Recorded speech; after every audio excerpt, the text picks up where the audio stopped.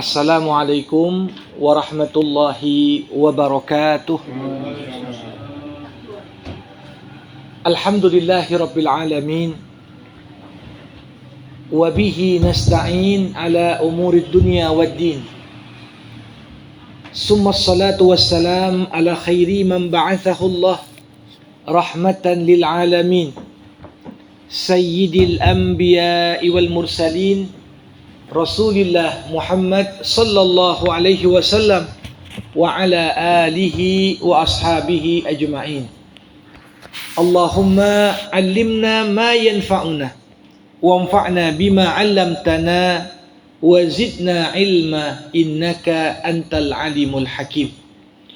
Bapak-bapak, ibu-ibu, saudara-saudari, keluarga besar Majelis Ta'lim At-Tahiriyah yang dirahmati Allah Subhanahu wa taala. Marilah kita tak hentinya memanjatkan puja dan puji hanya kepada Allah. Seraya kita bersyukur kepada Allah atas segala rahmat, kasih sayang Allah yang terus Allah curahkan untuk kita semua. Semoga kita tergolong hamba Allah yang pandai bersyukur. Salawat berangkaikan salam kita hadiahkan kepada Rasulullah Muhammad sallallahu alaihi wasallam. Allahumma salli wa sallim wa barik alaih. Harapan kita tergolong pengikut baginda yang mendapatkan syafaat nantinya. Jamaah rahimakumullah. Kembali kita berjumpa dalam kajian kita seputar Al-Quran dan kehidupan. Dan ini pertemuan kita yang ketiga. Setelah di pertemuan pertama kita telah membahas Al-Quran, pengertian dan sejarahnya. Di bulan lalu telah kita bahas mengenai kemukjizatan Al-Quran dari berbagai aspek yang ada. Nah, masuklah kita pada pembahasan hari ini terkait bagaimana kita memfungsikan Al-Quranul Karim. Nah, jamaah rahimakumullah, tentunya salah satu sifat Allah itu maha bijaksana. Apa konsekuensi dari sifat Allah yang maha bijaksana? Tidak ada satupun perbuatan Allah yang sifatnya sia-sia. Jadi ketika Allah Subhanahu wa taala turunkan kitab suci Al-Quran untuk menjadi pedoman dalam kehidupan kita, gak mungkin Quran itu turun tanpa ada tujuan. Nah, maka dari itu sudah menjadi pembahasan di kalangan para ulama salaf, para sahabat, para tabi'in, para tabi'in. Ini membahas tentang nama-nama Al-Quran, yang mana sebenarnya bukan sekedar supaya kita tahu dengan apa kita panggil Quran itu. Karena setiap nama dan label menggambarkan fungsi dan tujuan. Nah, maka dari itu kalau kita lihat misalnya ada sebagian ulama yang mengatakan Quran itu namanya saja sampai 55 nama. Ini seperti dikatakan Abu Ma'ali Sayyidhalah. Ya, beliau katakan Al-Quran punya 55 nama. Ada bahkan sebagian ulama yang memperluas masalah nama Al-Quran ini, sehingga menyebutkan nama Quran sampai 90 nama, seperti yang dikatakan Abul Hasan Al-Harali. Nah, jadi sebenarnya kalau kita lihat, apa betul nama Quran sampai 50 atau bahkan sampai 90 sebagaimana yang digambarkan tadi? Nampak di sini ada yang mencampur antara nama dengan sifat dan fungsi. Maka tentunya kalau kita lihat, sebenarnya sebagian ulama mengatakan nama Quran itu cuma 4. Sedangkan yang lain itu adalah sifatnya. Apa saja nama Quran itu? Pertama, Quran dinamakan Quran. Dan Al-Quran dinamakan dengan Quran karena dia dibaca. Kemudian Quran juga dinamakan dengan Al-Kitab. Dzalikal kitabu la raiba fi. Quran dinamakan dengan Alkitab karena Al-Quran itu ditulis. Ya. Kemudian Quran juga disebut dengan Al-Furqan. Alhamdulillahilladzi nazala al-furqana ala 'abdihi liyakuna lil 'alamin nadhira. Segala puji bagi Allah yang telah menurunkan Furqan. Apa itu Furqan? Itulah nama dari Al-Quran. Furqan diambil dari kata farraqa, yang artinya membedakan. Kalau Umar dapat gelar Al-Faruq. Al-Faruq artinya apa? Bagaimanapun antara kebenaran dan kebatilan itu mungkin perbedaannya samar, Umar takkan terkelabui. Itulah kenapa dia dapat gelar Al-Faruq. Dia tidak mungkin dapat dikebabui oleh kebatilan. Dan tentunya kemampuan untuk membedakan antara kebenaran dan kebatilan ini dapat juga kita peroleh ketika kita punya hubungan yang istimewa dengan Al-Quran. Makanya ada ayat, ya ayyuhalladzina amanu in tattaqullah yaj'al lakum furqana. Wahai orang-orang yang beriman, kalau kau bertakwa kepada Allah, maka Allah akan jadikan pada dirimu furqan, kemampuan untuk membedakan mana yang hak dan mana yang batil. Nah, jadi orang-orang yang bertakwa itu takkan mudah untuk dikelabui, takkan mudah untuk ditipu. Kebatilan itu sesamar apapun tak akan dapat menutupi hakikatnya dari pandangan orang-orang yang bertakwa. Barulah nama yang keempat, Az-Zikr. Wa nazzalna 'alaika adz-dzikra litubayyina lin-nas ma nuzzila ilaihim. Kami turunkan kepadamu Az-Zikr. Zikirnya apa? Kenapa Quran dinamakan dengan zikir? Karena setiap ayatnya mengingatkan kita dengan Allah Subhanahu wa ta'ala. Mengingatkan kita kenapa kita diciptakan. Apa tujuan penciptaan kita? Kemana kita nanti akan beranjak setelah kita mati. Nah, karena Quran memainkan peran pengingat, maka disebutlah Quran sebagai zikir. Jadi Ibnul Jazzi Al-Kilabi di sini mengatakan Quran itu namanya cuma 4. Quran, kitab, Furqan, dan yang keempat Az-Zikr. Sedangkan yang lain-lain yang sering kita anggap itu nama, sebenarnya bukan nama menurut beliau, tapi yang lain itu lebih kepada sifat Al-Quran. Misalnya kita temukan ada kata Al-Karim. Al-Karim artinya mulia. Kenapa Quran disebut mulia?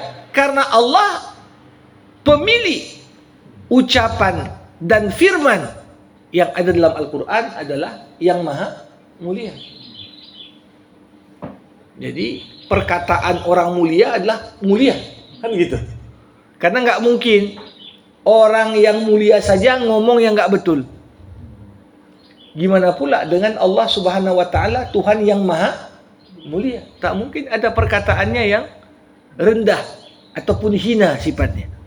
Kemudian Al-Aziz wal Kitabil Aziz.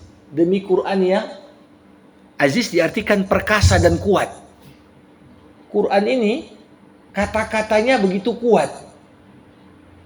Makanya jamaah rahimakumullah, dalam perdebatan orang yang berdebat menggunakan argumen Al-Quran atau argumen yang berlandaskan cara berpikir Al-Quran, selalu argumen itu tak mampu dipatahkan oleh lawan debat. Lihat bagaimana Quran misalnya mengabadikan debatnya Ibrahim sama Namrud. Ibrahim bilang, Tuanku bisa menghidupkan, bisa mematikan. Namrud bilang, aku pun bisa. Tapi makna Allah menghidupkan dan mematikan beda dengan cara Namrud menghidupkan, mematikan. Bagi Namrud, dipanggilnya salah satu tahanan. Tak jadi kau kubunuh, ini kuhidupkan berarti. Habis itu siapa yang dihukumnya mati, berarti kumatikan dia. Tapi Ibrahim tak mau larut dalam debat kusir seperti itu. Dia pindah topik. Tuhanku bisa menerbitkan matahari dari sebelah timur. Kalau kau Tuhan, cobalah terbitkan dari sebelah barat. Nah, begitu juga berapa banyak orang berdebat kalau argumennya tak aziz, tak kuat, tak perkasa. Akhirnya apa? Berapa banyak debat berubah. Dalilnya tak berubah, argumennya tak bertambah, yang ada intonasi suara aja makin kuat. Macam di ILC itu kan begitu dia. Sampai berdiri dia memukul. Ini tanda bahwasanya argumen tak kuat. Quran aziz. Kenapa? Dalilnya itu kuat. Kemudian Quran juga disebut wal Qur'anil Majid. Kata Majid bukan nama Quran tapi sifat Al-Quran. Kemudian ada lagi hadza kitabun mubarak. Mubarak artinya yang penuh dengan keberkahan. Ilmu Quran itu berkah. Kemudian bahkan ada beberapa julukan untuk Quran yang menggambarkan sifatnya. Misalnya Quran kadang-kadang dinamakan juga qad ja'akum minallah nur. Telah datang kepadamu dari Allah cahaya. Ditafsirkan cahaya ini apa? Dengan Al-Quran. Tapi nur bukan nama Quran, tapi julukan Quran. Menggambarkan sifat Al-Quran laksana cahaya yang memberikan penerangan. Ibarat umat manusia dalam kegelapan, lantas Quran ketika diturunkan seperti senter, lentera yang menerangi jalan kita. Begitu juga jamaah rahimakumullah, ada kata al-bayan, ada kata al-urwatul wuthqa, wa'tasimu bihablillahi jami'an wala tafarraqu. Faqad istamsaka bil urwatil wuthqa, ikatan yang kuat. Artinya apa? Kalau kita berpegangan pada sesuatu yang justru rapuh, kita juga akan jatuh dengan rapuhnya apa yang kita jadikan pegangan. Tapi Quran enggak. Jamaah rahimakumullah, maka kalau kita lihat bagaimana Al-Quran, kata Al-Quran ini disebutkan 70 kali dalam 70 ayat pada 38 surah. Jadi kata Quran berulang dalam Quran sebanyak 70 kali di 70 ayat. Kata Alkitab disebutkan 53 kali dalam 53 ayat pada 32 surah. Dan kata zikir disebutkan 9 kali dalam 8 ayat terdapat pada 7 surah. Dan yang terakhir kata Furqan ini hanya disebutkan 2 kali di 2 ayat terdapat pada 2 surah. Ini kalau kita lihat bagaimana Quran memperkenalkan dirinya. Jadi nama yang paling melekat apa? Al-Quran. Sampai kita katakan di jumpa pertama Quran itu bukan lagi diambil dari kata qara'a. Sebagian ulama mengatakan kata Quran adalah isim alam yang tidak diambil dari akar kata manapun. Tapi inilah nama yang berdiri sendiri yang disematkan hanya untuk Al-Quran. Beda dengan Alkitab. Alkitab kadang-kadang diartikan juga dengan kitab suci yang terdahulu. Makanya ada kata-kata ahlul kitab. Ya ahlul kitab, wahai kaum yang Allah turunkan pada mereka kitab suci. Masuk di situ ahlul Taurah, masuk di situ ahlul Injil. Jamaah rahimakumullah. Nah, kalau kita melihat dengan lebih mendalam bagaimana Allah Subhanahu wa taala menyebutkan begitu banyak nama-nama dalam Quran ini, yang coba kita rinci. Pertama, Quran disebut dengan Quran. Yang kedua, Quran disebut dengan kitab. Yang ketiga, Quran disebut kalam Allah. Ya ayyuhalladzina amanu,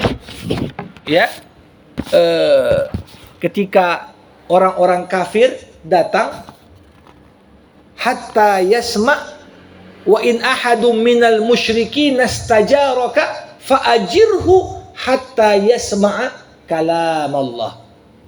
Quran itu adalah kalam Allah, perkataannya Allah. Jadi kalau ada orang kafir minta perlindungan, Quran nyuruh kita kasih perlindungan sama orang kafir itu. Tapi gunakan momentum engkau memberikan perlindungan kepadanya untuk kau perdengarkan perkataan Allah untuknya. Jadi kalau ada orang-orang kadang-kadang minta bantuan, iya, manfaatkan momentum itu. Cukup kita perdengarkan Al-Quran, kadang-kadang Al-Quran menemukan jalannya sendiri untuk mempengaruhi para pendengarnya. Kemudian Quran juga kadang-kadang dinamakan dengan ruh. Wa kadzalika auhayna ilaika ruhan min amrina. Demikianlah kami wahyukan kepadamu ruh.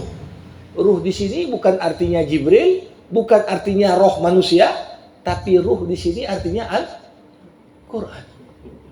Jadi Bapak Ibu, ruh itu di dalam Al-Quran banyak artinya.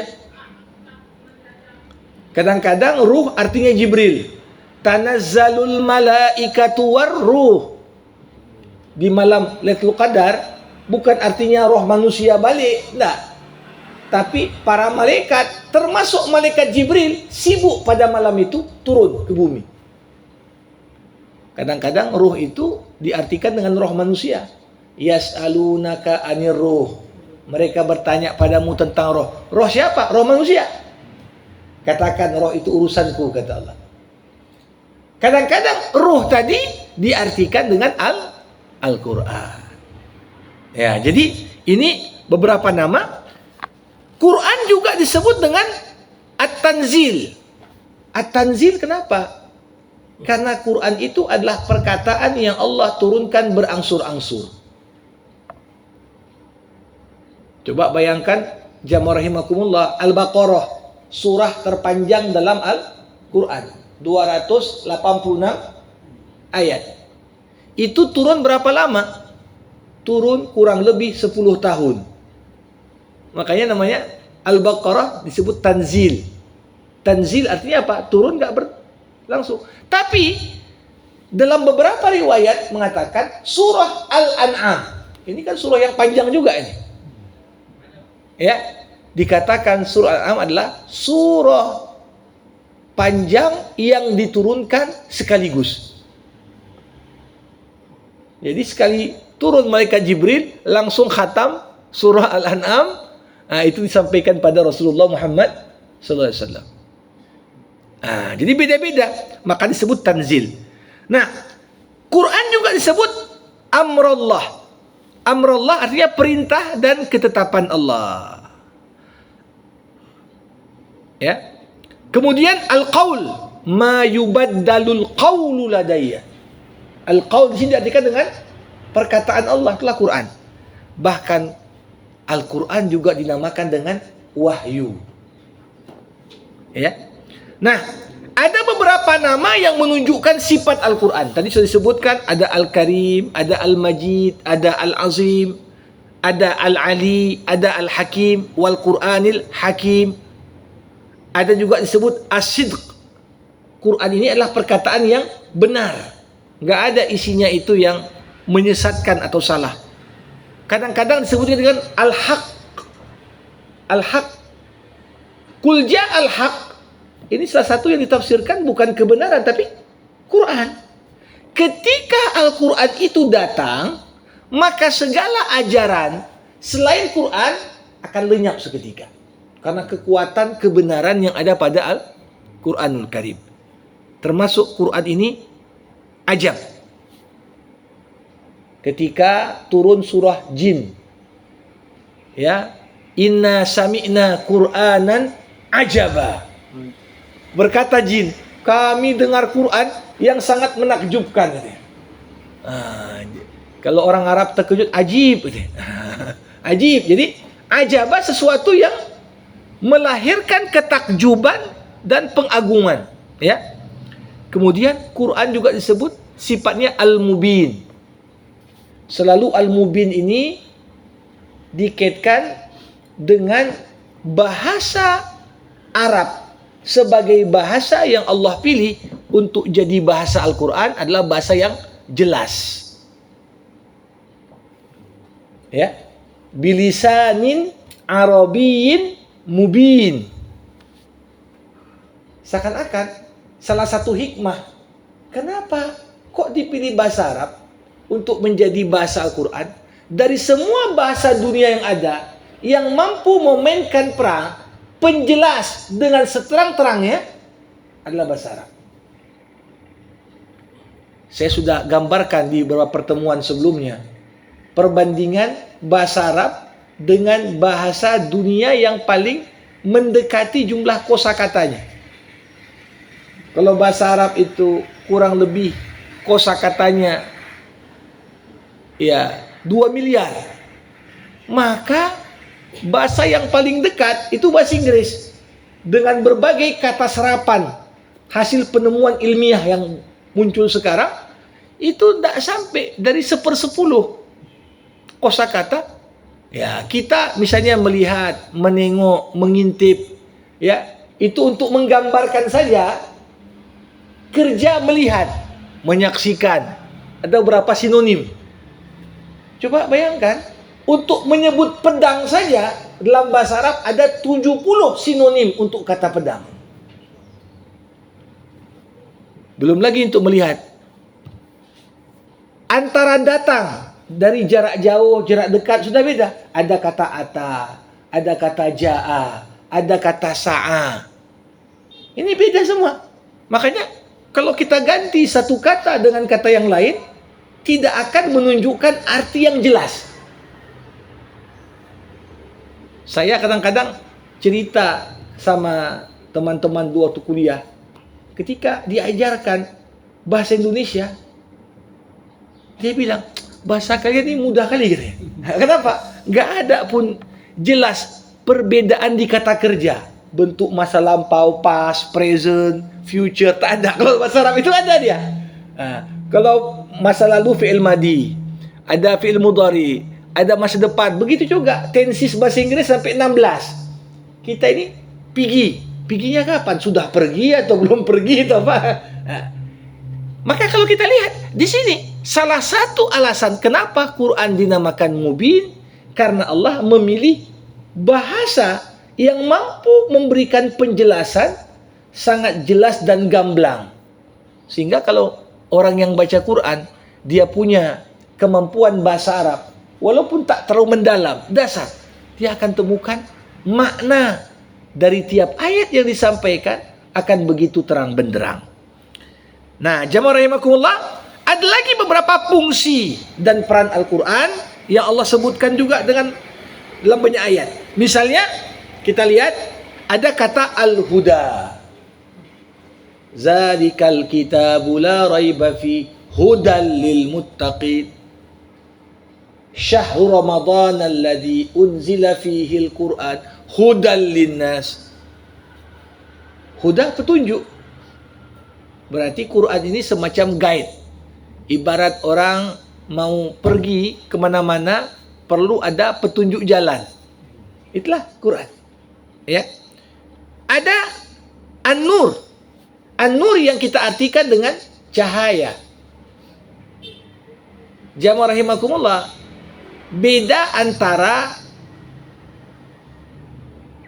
sinar dengan cahaya. Sinar itu identik dengan matahari. Huwallazi ja'ala syamsa diya'a. Diya artinya bersinar. Wal qamara nura. Tapi bulan bercahaya. Cahaya itu dia menerangi, tapi sumbernya bukan dari dirinya. Tapi sesuatu yang bersinar, menerangi dengan sumber dari dirinya sendiri. Nah, Quran, kenapa Allah nggak katakan Quran itu diya, bersinar, tapi Allah katakan Quran itu nur?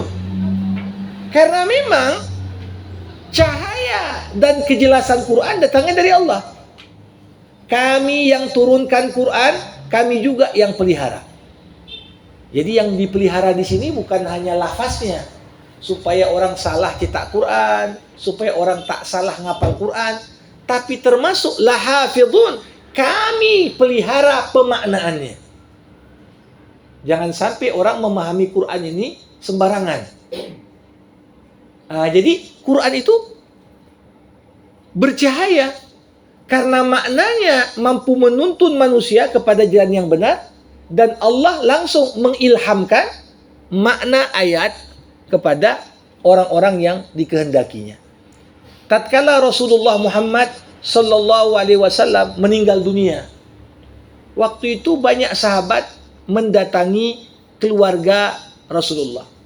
Ditanyalah sama Ali menantunya, apakah Rasulullah sebelum meninggal dulu ada meninggalkan sesuatu untuk keluarganya yang enggak disampaikan pada yang lain? Ditanya. Ali mengatakan enggak. Semua yang Nabi sampaikan pada kami, ya udah Nabi sampaikan ke umatnya. Lantas tanya lagi, kau dapat enggak sesuatu yang enggak semua orang dapat? Ali berkata, ya, Allah kadang-kadang memberikan kepadaku hikmah. Hikmah.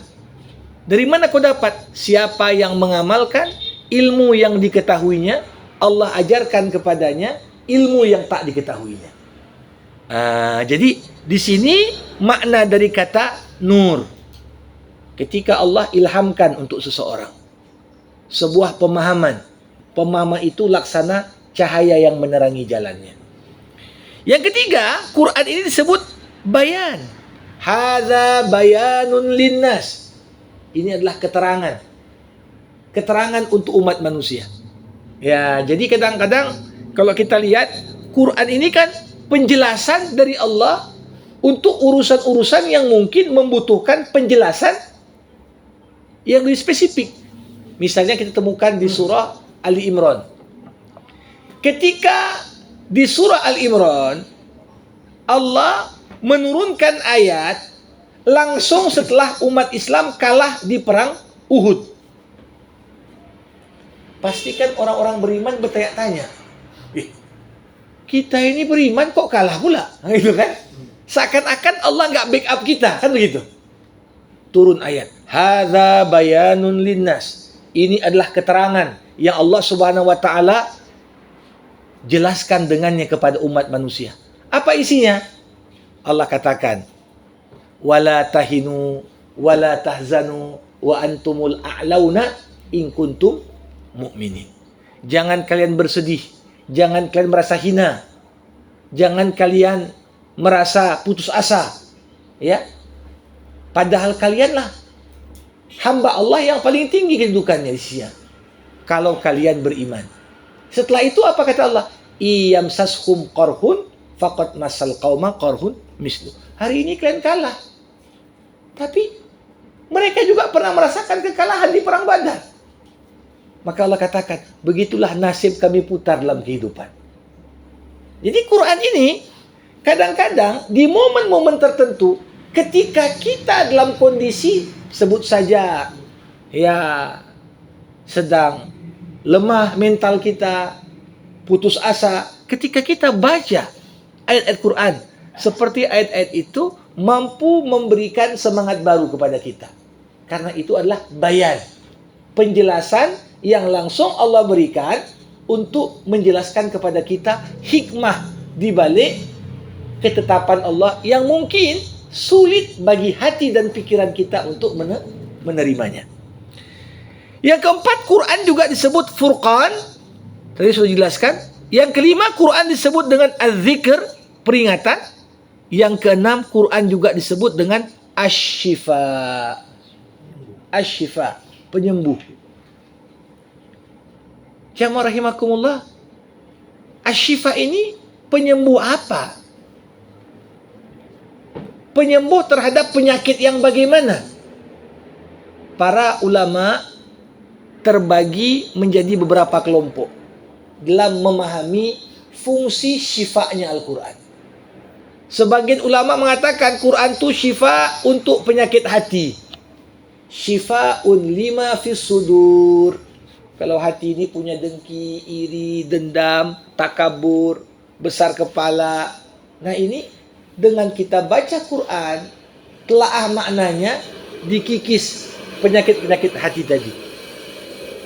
Tapi kalau kita lihat, ternyata Quran mengisyaratkan di banyak ayat, bukan hanya penyakit hati yang bisa disembuhkan Quran. Wa nunazzilu minal Quran ma huwa syifaa'un wa rahmah. Pada ayat ini Allah nggak katakan ma huwa syifaa'un fis sudur, tapi secara mutlak kami turunkan dari ayat Quran apa yang dapat menjadi penyembuh dan rahmat. Makanya sejak zaman sahabat dulu sudah dikenal upaya-upaya berobat dengan Quran. Gimana berobat dengan Quran? Berobat dengan Quran pengertiannya apa? Ya, kadang-kadang kita masih menjangan. Ada orang baca Ummul Quran di media air, suruh minumkan sama yang sakit, ya kan?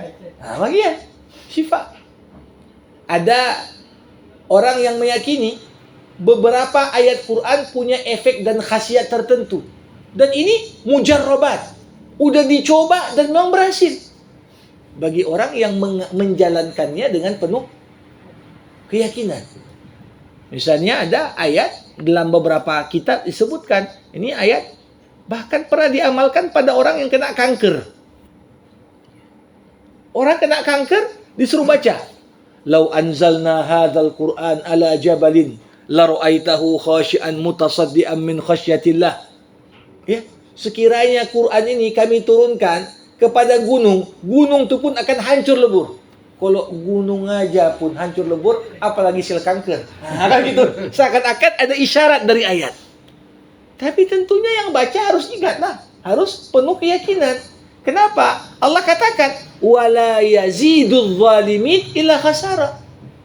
Kalau orang menzalimi dirinya sendiri, tak yakin akan fungsi Quran, yang bertambah hanyalah kerugian. Tapi Quran hanyalah syifa dan rahmat lil mu'minin, bagi orang-orang yang beriman.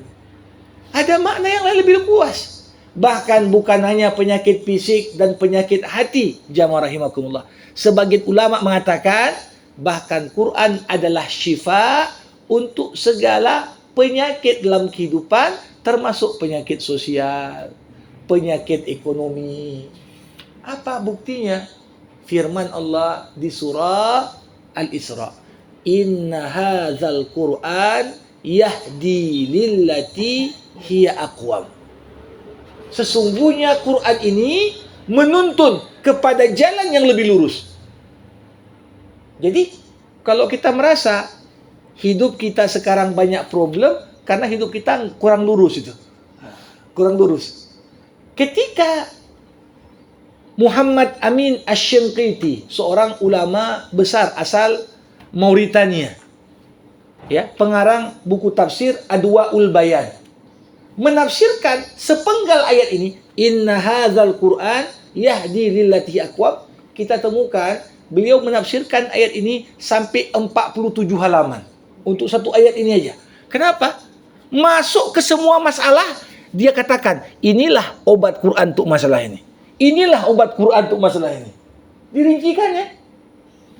Nah, hanya saja kadang-kadang itu dia.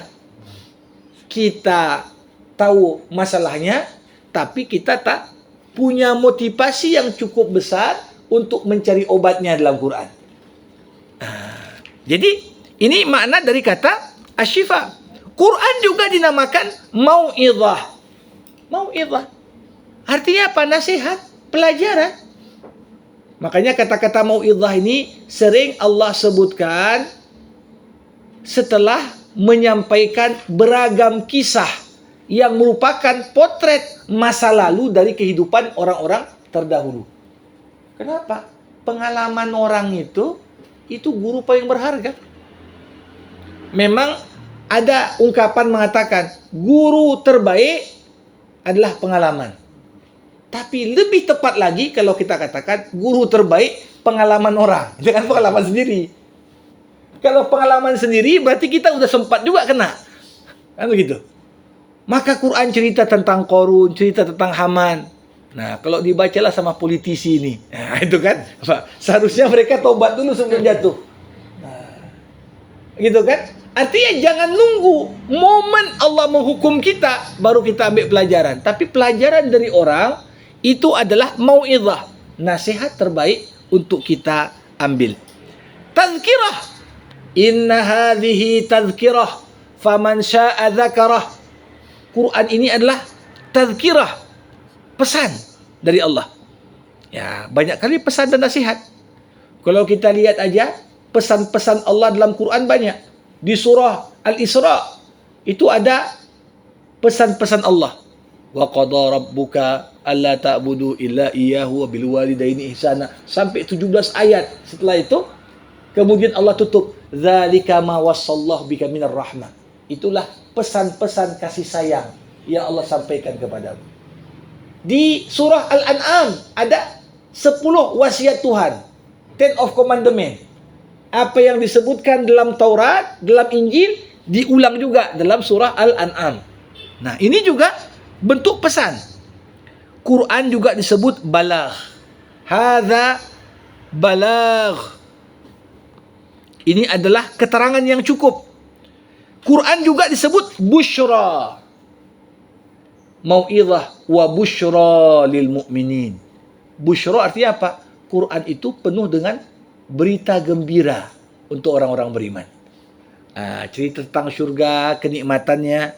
Kemudian Quran juga disebut al-bashir. Kenapa? Quran sendiri bukan hanya berita, tapi dia yang menyampaikan berita itu. Quran disebut nadhir. Bashira wa nadhira. Sebagaimana itu adalah gelar juga untuk Nabi, itu juga gelar untuk Al-Quran. Pemberi kabar gembira, pemberi peringatan. Ada lagi kata hadza basairu linnas. Ini adalah keterangan yang jelas untuk umat manusia, kata Allah. Quran pun disebut dengan ar-rahmah. Syifaun wa rahmah, ya. Ada juga disebut kata burhan.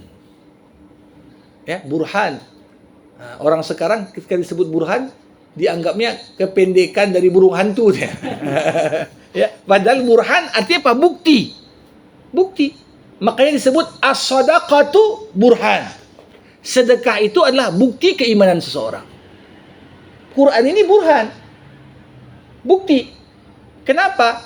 Kalau udah sempatlah sampai seruan Quran sama kita, tak beriman juga, maka itu jadi bukti kita pantas untuk mendapatkan siksa di akhirat kelak. Karena Allah katakan, "Wa ma kunna mu'azzibin hatta nab'atha rasula." Kami tak akan siksa sampai kami kirim utusan kami. Utusan itu apa? Mungkin jumpa nabi, mungkin jumpa rasul, mungkin mendengar tablik akbar, mungkin dapat kepadanya buku agama, termasuk Quran telah sampai kepadanya. Tak beriman juga dia, maka telah tegak hujjah atas dirinya. Jamaah rahimakumullah. Jadi tadi potret gambaran kita tentang nama-nama. Cukup banyak memang, ya. Tapi setiap nama-nama tersebut hakikatnya menjelaskan aspek tertentu dari Al-Quran. Maka dari itu, ya, sebagai penutup kajian hari ini, setidaknya kalau kita ingin gambarkan apa peran dan fungsi Quran, ada 3 poin yang nggak bisa kita lupakan. Pertama, Quran ini adalah sebagai petunjuk. Jamaah rahimakumullah. Kalau yang namanya guide, petunjuk, selalu petunjuk itu kan di depan posisinya. Ya. Kalau kita angkat seorang jadi petunjuk, tapi kita tempatkan di belakang, kira-kira bermanfaat nggak? Macam kita ada senter, mati lampu. Seharusnya biar terang, senter itu depan. Tapi kalau ada orang hidupkan senter, itu yang belakang. Ada nggak manfaat? Makanya selalu di dalam Al-Quran, Allah Subhanahu Wa Taala membuat perumpamaan. Umat-umat terdahulu, ya Allah berikan kepada mereka kitab suci, apa yang mereka lakukan? Fanabadhuhu wara'a zuhurihim washtarau bihi thamanan qalila. Mereka campakkan kitab suci di belakang punggung mereka dan mereka menjualnya dengan harga yang murah. Maknanya apa? Ya, seperti kita lihat sekarang orang Yahudi ini kalau dikatakan kitab suci kami Taurat, sebenarnya nggak betul juga. Karena pertama, Taurat yang asli keberadaannya nggak diketahui. Yang kedua, Taurat yang ada sekarang pun itu hampir tak pernah dibuka lagi. Karena yang jadi pegangan dan petunjuk di kalangan orang Yahudi sekarang itu namanya Talmud. Talmud itu adalah apa yang ditulis oleh para pemuka agama sebagai tafsiran atas Taurat. Yang sayangnya tafsirannya itu melenceng. Kalau kita lihat misalnya pada Taurat yang tersisa itu sekarang masih ada larangan riba. Tapi dalam Talmud dikatakan riba yang tak boleh, riba sesama Yahudi. Tapi Yahudi makan riba yang bukan Yahudi nggak apa-apa. Ini kan namanya mengakali nih. Nah, ini pengertian mereka itu tak jadikan kitab sucinya sebagai petunjuk. Makanya slogan seorang muslim apa? Kita katakan Al-Qur'anu imamuna. Quran itu imam kita. Kalau imam itu kan di depan, diikuti. Kalau di belakang makmum. Berarti orang yang menjadikan Qur'annya sebagai makmum, ini enggak menjadikan Quran sebagai petunjuk. Nah, jamaah rahimakumullah, apa konsekuensi Quran itu sebagai petunjuk? Ketika kita baca Quran, ya betul-betul kita membacanya sebagai orang yang minta diberi petunjuk. Jangan malah kita mendikte si pemberi petunjuk. Makanya sepakat para ulama. Sebab metodologis pertama yang paling banyak membuat orang sesat dalam menafsirkan Quran apa? Ketika kita masuk mau memahami Quran, di kepala kita sudah ada konsep-konsep tertentu yang ingin kita cari pembenarannya dalam Quran. Dia udah cocok kali nih. Oh, cocok kita ekonomi kerakyatan nih, cocok nih. Baca ayat, ini cocok nih kayaknya sama ekonomi kerakyatan nih. Sibuk dia. Dibawanya ayat ini. Ayat ini menunjukkan kita penting ekonomi kerakyatan. Kenapa? Sebelum baca pun sudah. Itu cara pandang dia. Makanya muncul zaman sekarang itu berbagai tulisan yang nyeleneh. Ada seorang insinyur sipil asal Syria belajar di Uni Soviet. Terbawalah dia dengan paham Marxisme di negara komunis tadi. Pulang dia ke Suriah, dia tulis buku Marxisme Islam katanya. Bahkan ada Marxisme Quran katanya. Seakan-akan dicari pembenaran. Apa cakap Karl Marx tadi? Mana ayat yang cocok sama itu? Saya berkata di depan Bapak Ibu sekalian, awal-awal reformasi itu ketika belum ada undang-undang ya yang membatasi kebebasan pers, kebablasan, itu paling banyak buku-buku liberal yang dicetak di awal 2000-an. Termasuk yang mempromosikan ya LGBT. Pernah waktu itu saya masih mahasiswa, sampai sama kita diminta untuk mengkritisi buku itu. Bukunya apa? Judulnya Indahnya Nikah Sejenis. Ya. Itu dari awal sampai akhir. Jangan kira nggak ada ayat, penuh ayat. Tapi pemahamannya sesuai dengan siapa sponsor, kan begitu. Sponsor yang cetaknya sekian, ya dia pun coba dipaksa ayat itu agar sejalan. Nah, jadi yang demikian Quran bukan lagi menjadi petunjuk, tapi pembenar. Pembenar untuk apa yang sudah kita yakini dan kita pegang sebagai cara pandang.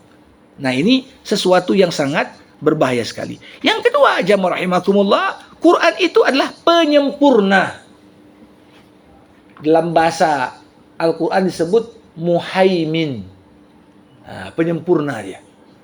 Ya, jadi kalau kita lihat bagaimana ajaran Musa dalam Taurat itu punya kecenderungan sangat dominan aspek materialismenya. Karena orang-orang Yahudi itu bangsa yang materialistik. Sampai Tuhan pun harus nampak wujudnya. Kalau enggak, ya, saat mereka minta, tolonglah buatkan patung Tuhan. Dibuatlah patung anak sapi. Ya. Di sisi lain, ajaran Nasrani itu ajaran yang lebih kepada aspek spiritual. Ya. Nah, disinilah kita lihat posisi Quran. Posisi Quran apa? Pertengahan antara risalah dibawa Musa dengan risalah dibawa Isa. Jadi kita temukan aspek spiritualisme kuat dalam Quran, tapi aspek materialnya juga enggak diabaikan. Jadi ini kalau kita lihat kenapa Quran disebut muhaimin dalam pengertian bahwasanya Allah Subhanahu wa taala, ya, dalam hal ini kita lihat misalnya di surah Al-Imran. Wa inna minhum la fariqan yalwuna alsinatahum bil kitab litahsabuhu minal kitab wa ma huwa minal kitab wa yaquluna huwa min indillah wa ma huwa min indillah wa yaquluna 'ala Allahil kadzib wa hum ya'lamun. Di antara mereka ahlu kitab ada segolongan orang yang memutar-mutar lidahnya membaca Alkitab supaya kau sangka dia sedang baca Alkitab, padahal yang dibacanya itu bukan dari Alkitab. Dan mereka mengatakan yang datang itu datangnya dari sisi Allah, padahal dia bukan dari sisi Allah. Mereka berdusta kepada Allah sedang mereka mengetahuinya. Jadi ini potret gambaran kepada kita yang menggambarkan tadi bagaimana Quran ini posisinya sebagai apa? Verifikator. Mana ajaran yang benar dari Taurat, sisa-sisa yang benar kita cocokkan dengan ajaran Quran. Kalau sejalan dia, berarti ini di antara sisa ajaran yang masih benar ini, belum dirubah. Tapi kalau sudah ada ditemukan ajaran-ajaran yang menyimpang dari isi Quran, bisa kita pastikan 100% ini termasuk di antara yang sudah dirubah oleh para pemuka agama dari ahlu kitab tersebut. Jamaah rahimakumullah, yang terakhir sebelum kita buka diskusi, tentunya fungsi Quran juga sebagai sumber pokok ajaran Islam. Ketika Nabi mau mengutus sahabat Mu'az bin Jabal sebagai hakim di Yaman, Nabi nanya, Mu'az, nanti kau tinggal di Yaman, muncul kasus-kasus hukum, bagaimana kau mengadilinya? Mu'az mengatakan, aku lihatlah, ada enggak masalah itu dalam Quran? Kalau enggak ada, ya aku kembali kepada apa yang kuhafal dari hadismu Rasulullah.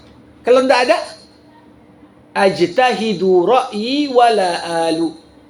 Aku akan berusaha berijtihad berdasarkan petunjuk yang ada dalam Al-Quran dan hadis untuk menjawab permasalahan yang tidak secara langsung disebutkan, ya, dalam Quran dan hadis tadi.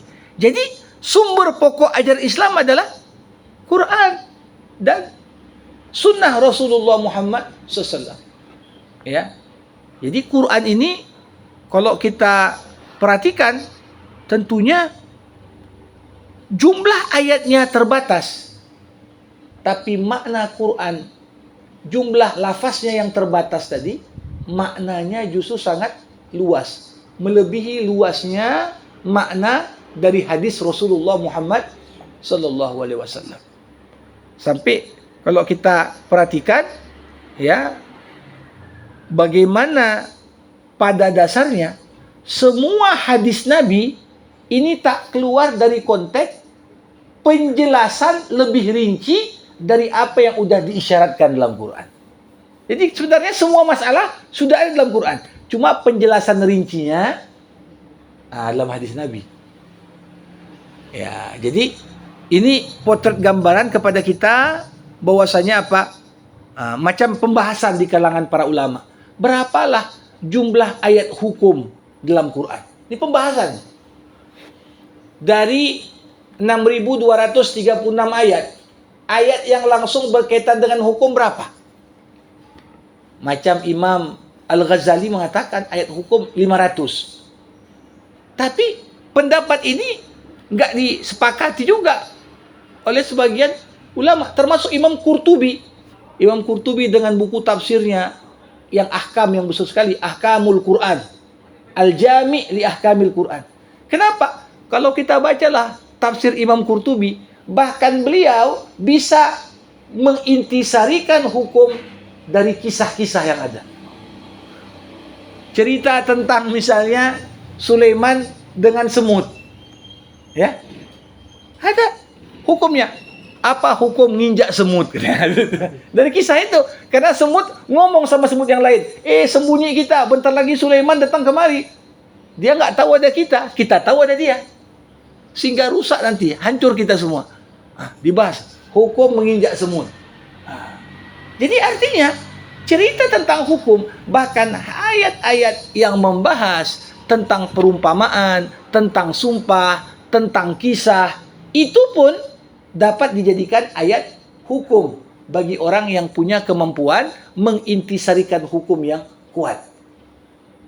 Jadi kalau kita katakan cuma 500 ayat, ini sangat terbatas sekali. Jadi ini potret gambaran bagaimana nilai Al-Quran, khususnya berkaitan dengan moralitas, ya. Ada sumber pokok utama keyakinan, ada sumber pokok syariah. Quran juga sumber pokok akhlak. Dan cakupan akhlak lebih luas dari cakupan hukum. Cakupan nilai lebih luas daripada sekedar cakupan peraturan-peraturan.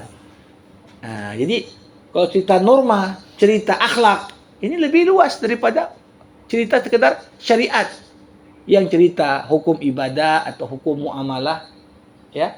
Karena yang justru menjadi buah dari Islam itu sendiri adalah apa yang berkaitan dengan akhlak dan moralitasnya. Demikian yang dapat disampaikan untuk jumpa kita pagi hari yang berbahagia ini. Insyaallah, ya, pada jumpa kita berikutnya masuk kita pada bentuk interaksi pertama.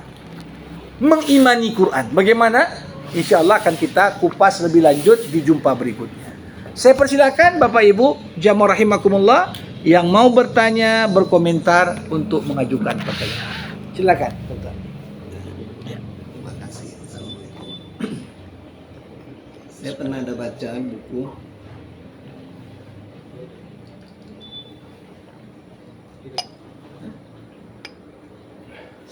baca buku penelitian orang Barat. Ya. Kalau kita membaca Quran itu dengan tartil, Ya. berarti bersuara, tapi pelan. Itu sel-sel yang rusak itu akan berubah menjadi baik.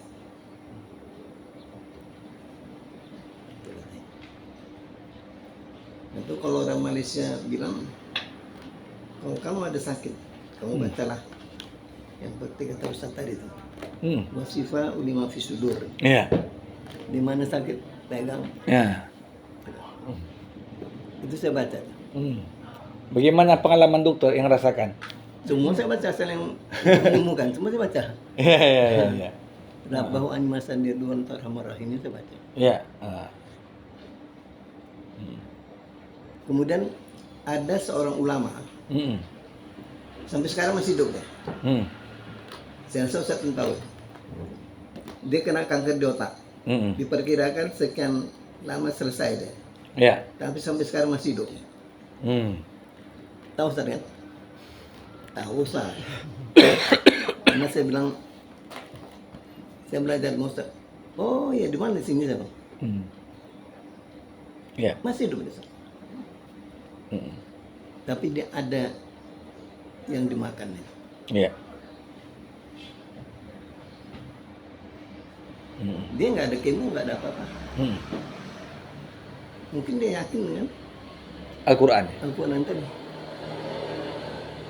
Ya. Jadi ada yang Ustaz katakan tadi itu di pertengahan tadi di surat berapa tuh? Yang mana? Aduh, yang mana tuh Ustaz?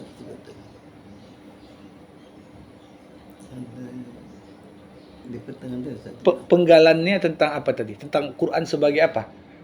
Sesungguhnya Quran ini memberikan petunjuk kepada jalan yang lebih lurus, bukan? Ya, kan seneng kan ada 3. Ya. Satu sebagai petunjuk. Ya. 2-3-nya? Kedua ketiganya apa? Yang kedua tadi sebagai pengoreksi, verifikator, muhaimin. Muhaimin. Ya. Yang ketiganya sumber ajaran Islam, sumber syariah, sumber akidah, sumber akhlak. Ya. Ya. Ya. Baik, betul. Jamaah rahimakumullah. Ya. Hal yang disampaikan tadi ini bukan sesuatu yang aneh. Ya, saya katakan tadi masuk kategori mujarrobat, udah dicoba orang dan orang petik hasilnya. Ya. Kenapa? Karena memang sebenarnya kalau kita mau jujur, seharusnya tindakan kita itu saat sakit apapun, sebelum pergi ke dokter dulu pun, hendaklah kita dahulukan dulu, ngadunya sama Allah dulu. Ini kan sekarang terbalik. Udah dokter angkat tangan baru baca Quran dia. Seharusnya sakit pertama langsung balik ke Quran. Bukan berarti tak berobat juga. Tak berobat tapi dia yakini kesembuhan itu bukan pada obat, bukan pada diagnosa, tapi dari Asy-Syafi, Allah yang Maha menyembuhkan. Gimana mengetuk supaya Allah menyembuhkan? Salah satunya kembali pada Quran tadi. Jadi ya yang seperti itu bahkan dikatakan oleh Nabi, orang yang senantiasa membaca dan berinteraksi dengan Quran maka dia tidak akan terkena pikun. Saya baru dulu sebelum beliau sakit itu udah usia 8788 itu ada pengajian bersambung, termasuk hadir itu Prof. Yusuf Hanafiah yang sekarang usianya di atas 90-an. Dari semua jamaah yang memang usianya di atas 80 semua. Di atas 70-80 semua. Justru yang paling kritis pertanyaannya itu pertanyaan Prof. Yusuf, padahal dia yang paling senior. Di situ saya yakin betul, memang apa rahasia Prof? Saya bilang, kok nggak pikun, lupa pun dia sedikit sekali. Ya, saya bilang saya dari mulai saya Quran tuh nggak pernah saya tinggalkan. Dan bukan sekedar baca untuk cari pahala, memang baca untuk belajar itu. Ya, kadang-kadang ini nggak ada pengajian, dia telepon atau bahkan mau WA, khusus nanya, ini ayatnya gini-gini, kenapa bisa begini? Kadang-kadang pertanyaan yang kita belajar Quran pun tak pernah terpikir. Itu menunjukkan apa? Interaksi yang dalam tadi. Dan Allah pelihara. Saya pernah cerita, saya waktu SMA dulu pernah asrama kami dikunjungi seorang ulama Suriah. Waktu itu umurnya ada 90-an. Saya tidak tahu apakah yang bersangkutan masih hidup atau tidak. Tapi ketika itu usianya 94 tahun. Jalan tak pakai tongkat. Nggak pakai kacamata, masih terang. Giginya pun masih nampak mau penuh.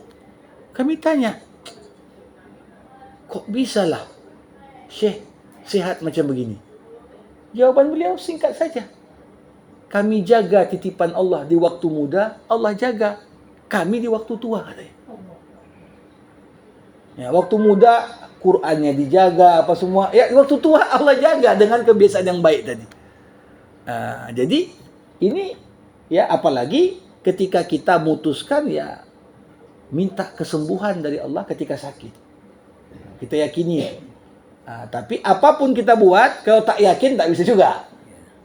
Keyakinan adalah syarat utama. Karena berdoa pun dikatakan Nabi, berdoalah dan kau yakin Allah akan ijabah doamu. Kalau berdoa, ini aku coba-coba aja lah nih, terima enggak ya, urusan nantilah. Harus yakin dan percaya. Apa yang kita buat itu akan berketerima insya Allah. Demikian. Ya. Baik Bapak Ibu rahimakumullah, kita padakan untuk jumpa kita hari ini. Mari sama kita tutup dengan doa. Oh, silakan Ibu-ibu. Mohon maaf enggak nampak tadi. Silakan Ibu.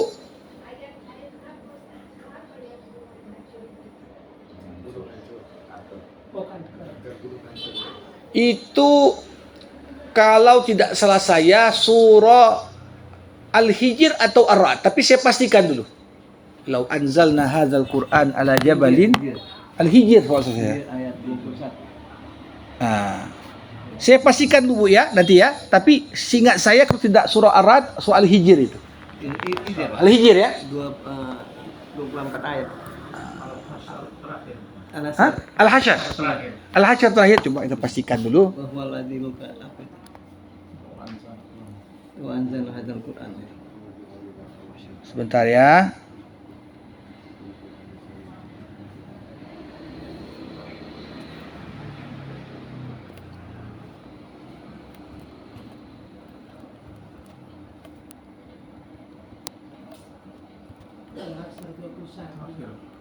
Itu Al-Hasyr 21 itu. Bisa.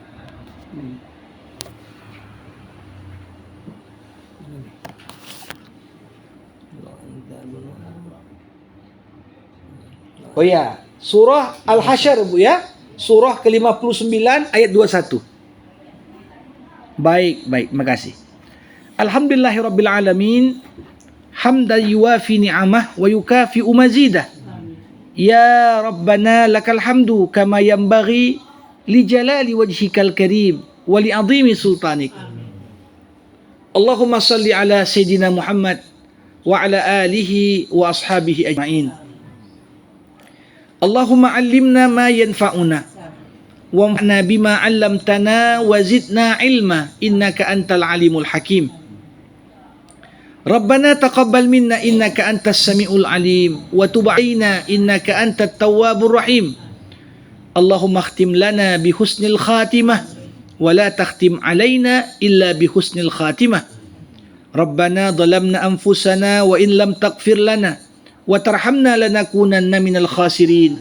Rabbana atina fid dunya hasanah wa fil akhirati hasanah wa qina adzaban nar. Wa sallallahu ala sayyidina Muhammad wa ala alihi wa sahbihi ajma'in walhamdulillahi rabbil alamin. Assalamualaikum warahmatullahi wabarakatuh.